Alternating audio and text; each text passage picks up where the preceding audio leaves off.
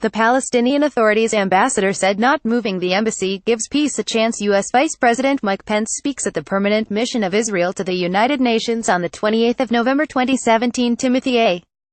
CLARYAFPGetty images. U.S. Vice President Mike Pence has said President Donald Trump is actively considering moving the U.S. Embassy in Israel from Tel Aviv to the more controversial location of Jerusalem. The idea to move the embassy had been in discussion back in June, but was postponed when Mr. Trump signed a waiver to keep it in Tel Aviv. Mr. Pence said the only questions now are when and how to move the embassy despite the ongoing issues of Palestinian and Israeli control of the holy city of Jerusalem. He made the comments in a speech at the Israeli mission to the United Nations in New York to mark the 70th anniversary of the UN vote calling for the establishment of a Jewish state. The likely reason Mr. Pence has commented on the issue now is that the waiver Mr. Trump signed in June is coming up against a deadline next month to either extend the waiver as predecessors have done in order to avoid adding more fuel to the fiery tensions in the region or go through with the move. The 1995 Jerusalem Embassy Act, signed by Congress, requires the move, but the waiver option has been exercised ever since. Trump says he will fight for a peace deal between Israel and Palestine. When the act was signed, then Israeli Prime Minister Yitzhak Rabin did not have throated support for the move. Former U.S. Ambassador to Israel Dan Shapiro, who served in Senator Dianne Feinstein's office at the time, commented on Twitter that Mr. Rabin didn't want it forced when it could disrupt the overriding strategic goal of completing successful negotiations with the Palestinians.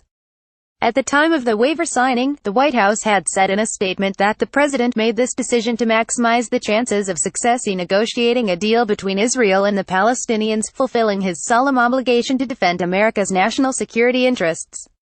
Mr. Trump named his son-in-law and White House advisor Jared Kushner as one of the main brokers of a peace deal between Israel and Palestine. He came under fire for the decision primarily because Mr. Kushner lacks any diplomatic experience but is also close family friends with Israeli Prime Minister Benjamin Netanyahu.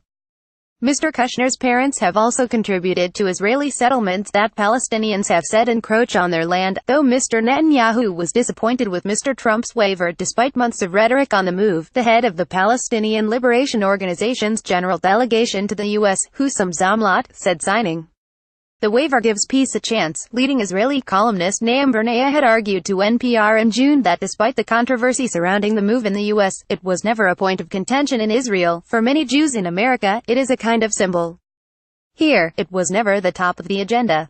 It was never prioritized, Mr. Bernaya said. U.S. Ambassador to the UN Nikki Haley has been a strong supporter of Israel in her capacity, even threatening to leave the Human Rights Council because the Geneva-based UN body has a chronic anti-Israel bias because resolutions against Israel for its perceived treatment of Palestinians appear on the group's calendar frequently. In his remarks at the New York event, Mr. Pence said the days of Israel bushing at the United Nations are over because her cause is our cause, her values are our values, and her fight is our fight. More about Israel Palestine. Donald Trump. Jerusalem. Reuse content. We use cookies to enhance your visit to our site and to bring you advertisements that might interest you.